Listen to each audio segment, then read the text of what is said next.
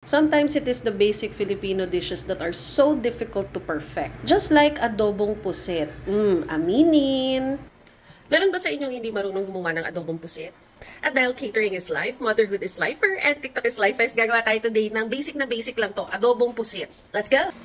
Meron tayo ditong katawan ng squid na nahiwalay na natin sa ulo niya. Ito yung tinta mga kamari-chef. Kita ba? Ayan. So that's the squid ink. You keep that. Now when you do adobo squid, you also have to remove yung ngipin niya. So pipindutin lang to, tapos lalabas na yung ngipin. I'm using 1 kilo is to 3 bulbs of garlic. Huwag na kayo maggaling-galingan sa bawang. Maraming technique para tanggalin yung balat ng bawang. And ako, mas prefer ko yung ganito. Kasi, nakakaganda daw sa kuko yung bawang. So, the more mo siyang kinukumus-kumus, the more nagiging healthy ang iyong nails. Now, why am I particular with my nails? Because mga kamari-chef, when your hands are always wet, from cooking and holding mga karne, isda, halo-halo na yan, mainit, malamig, mabilis mabulok ang kuko natin. So ako, mas gusto kong hinahawak-hawakan ko yung garlic. So buhay yung kuko ko. I have healthy nails.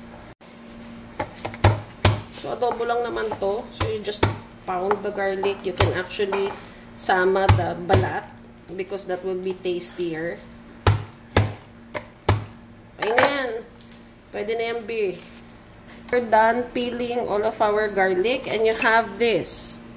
That's all you need. This is all we need. Very, very simple ingredients. Nag-arte lang ako sa olive oil, pero you can use any oil. Toyo at saka white vinegar. Huwag kayong gagamit ng ibang vinegar. So, yan lang. Bawang, mantika, toyo, suka, at saka pusit.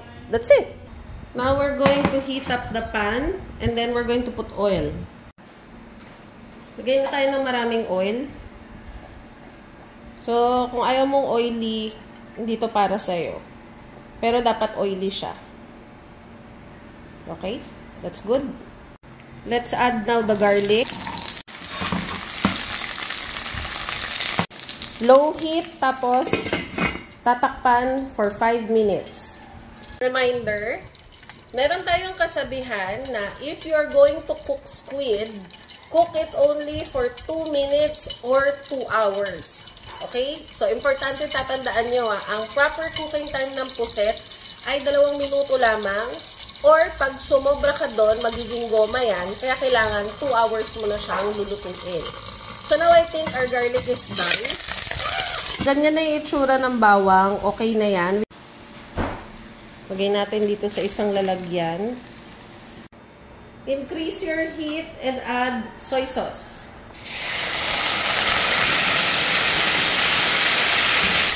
Vinegar. Yan. So, pag medyo na-deglaze na siya, pwede na natin ilagay yung puset. We are starting off with the head because that has the ink. Putok-putokin lang natin mga kamari-chef yung tinta. Chef, di ba malansa? Kasi bawang lang, walang luya. Actually, hate na hate ko yung yung nilalagyan ng luya yung adobong pusit. Kasi adobo is supposed to be just garlic. Okay? So, for me. So, if you want to try something else, then it's not my recipe. Now, it's black. We put the garlic back. Now, we're going to put the remaining body of shrimp. Ay, squid pala. And we are going to mix this. So, high heat tayo mga kamari-chef para luto agad. Lalagyan tayo ng paminta. Add just a teeny bit of salt. Haluin yan. Ayan na, nag-umpisa na kumulo. Sorry, my stove is, mahina yung temp niya talaga. This is, wala pa, 1 minute pa lang tayo. So, we'll remove it para hindi ma-overcook yung puset. Strain it off.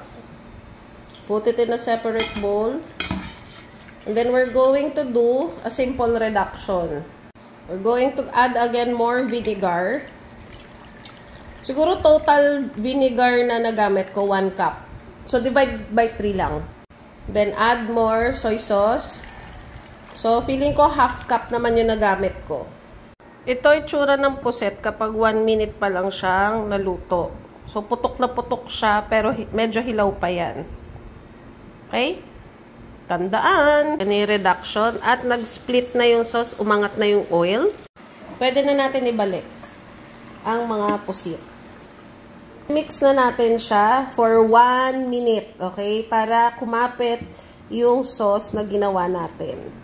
Okay na to mga kamari-chef. Okay, so once the sauce has already coated the squid, we are now ready to serve this, and it is best paired with bahaw or cold rice. And then you will smother it with a lot of sauce and fried garlic. Oh. That's it. I hope you guys like and share this recipe. Bye-bye!